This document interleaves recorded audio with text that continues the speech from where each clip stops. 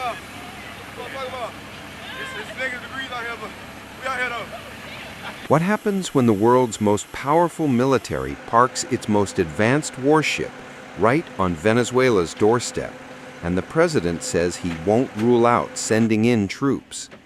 Tonight we break down the escalating tension in the Caribbean, the massive U.S. military buildup, and the bold statements from President Trump that are sending shockwaves through the region.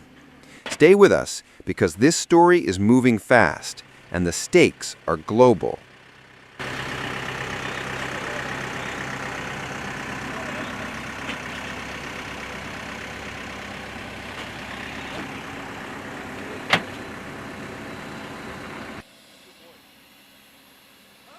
President Trump made headlines on Monday after declaring that he would not rule out deploying American troops to Venezuela.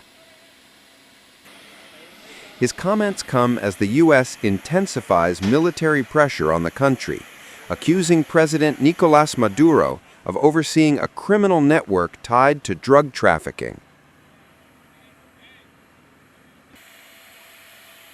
Over the past several weeks, the Pentagon has quietly expanded its presence throughout the Caribbean.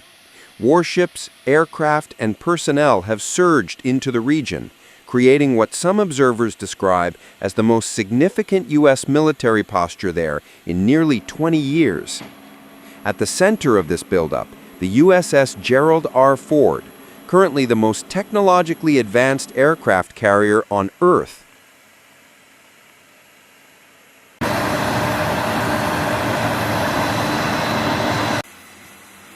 Its arrival placed roughly 15,000 U.S. forces, both at sea and on nearby land bases, within striking distance of Venezuela. In Puerto Rico, residents have reported seeing F-35 stealth fighters flying near constant missions, a sign of heightened readiness.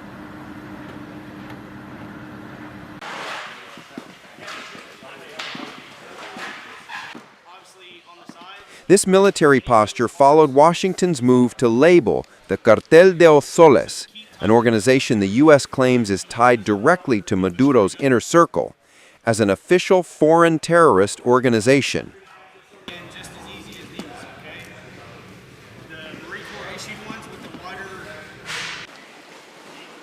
That designation opens the door for American forces to legally target infrastructure, finances, and assets connected to the group. When pressed by reporters about the possibility of sending ground forces into Venezuela, President Trump responded bluntly, "I don't rule that out. I don't rule out anything. We have to take care of Venezuela."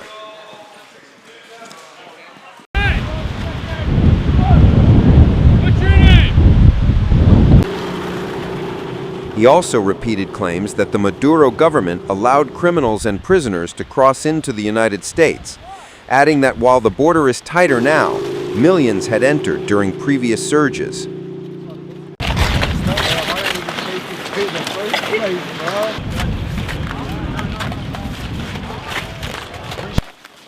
Trump went further, saying he would likely speak directly with Maduro if future military action were being considered. When asked whether he would consult the Venezuelan leader before authorizing additional strikes, he replied, "I probably would talk to him."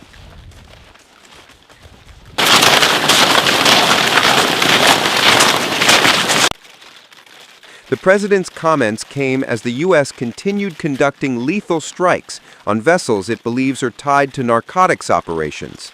Since September, at least 22 boats have been targeted, resulting in more than 80 deaths.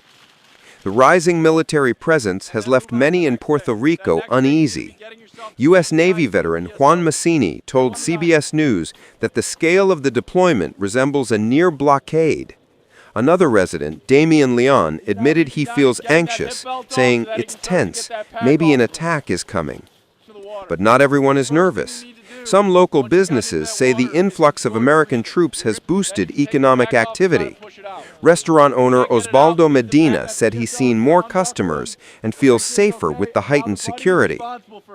Meanwhile, President Maduro has tried to publicly lower the temperature, even breaking into a rendition of John Lennon's Imagine and urging the U.S. to give peace a chance. but tensions remain high, especially after President Trump hinted that similar anti-drug strikes could happen in other countries as well.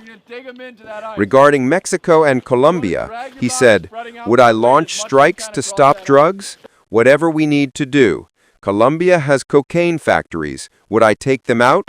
I'd be proud to do it.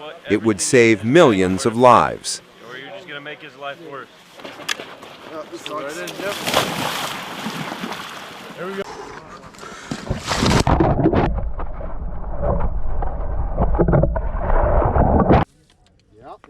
This confrontation is far from over.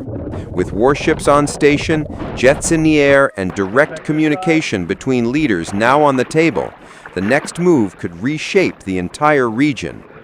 If you want to follow every turn in this rapidly evolving situation, make sure you're subscribed because we're tracking it hour by hour.